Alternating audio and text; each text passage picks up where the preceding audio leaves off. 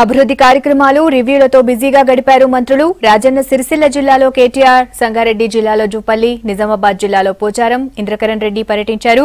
Double bedroom ఇళ్ల నిర్మాణంలో వేగం పెంచుతామన్నారు మంత్రులు. నేతన్నలను ఆదుకునేందుకు ప్రభుత్వం సిద్ధంగా ఉన్నట్లు తెలిపారు మంత్రి కేటీఆర్.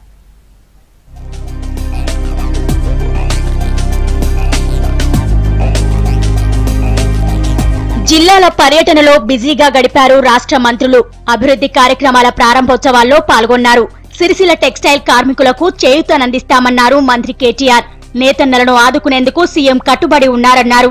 రాజన్న సిరిసిల్ల జిల్లాలోని తంగళపల్లిలో టెక్స్టైల్ పార్కును సందర్శించారు. బడ్జెట్లో సిరిసిల్ల టెక్స్టైల్ పరిశ్రమకు నిధులు కేటాయిస్తామన్నారు కేటీఆర్.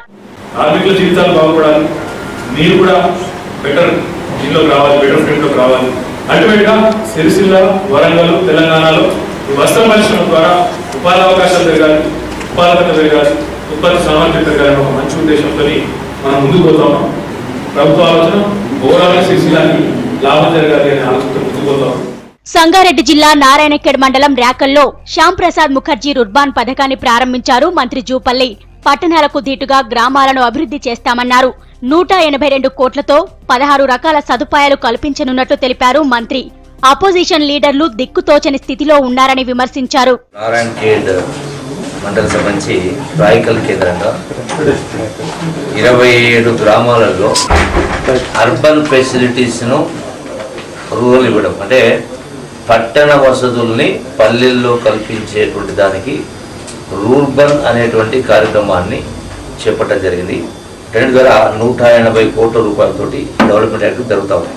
ఈ రోజున ప్రతిపక్ష పార్టీలు దిక్కుదోచని పరిస్థితులు, ఏం మాట్లాడాలనో తెలియక ఏదో ఒకటి మాట్లాడాలని ఉనికి చాటుకోవడం కోసం దుర్మార్గంగా ప్రవర్తిస్తా ఉన్నారు.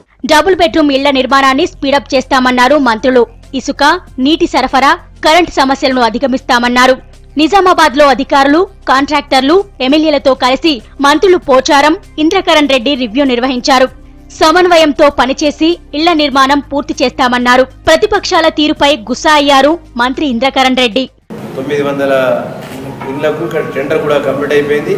ఏదైతే చంద్రబాబు నాయుడు కొత్తగా మారి రేవంత్ రెడ్డి గారు ఒక సంస్కారం లేకుండా ఒక రాక్షస ధోరణితో ఇష్టం వచ్చినట్టు మాట్లాడము, ఇల్లు నిర్మాణం చేయడం లేదు, అప్పుడే 20,000లో కట్టినట్టు ఇల్లు పడిపోతాయని చెప్పి ఈ విధంగా మాట్లాడడం అయితే నిజంగా కూడా చాలా శోచనీయము.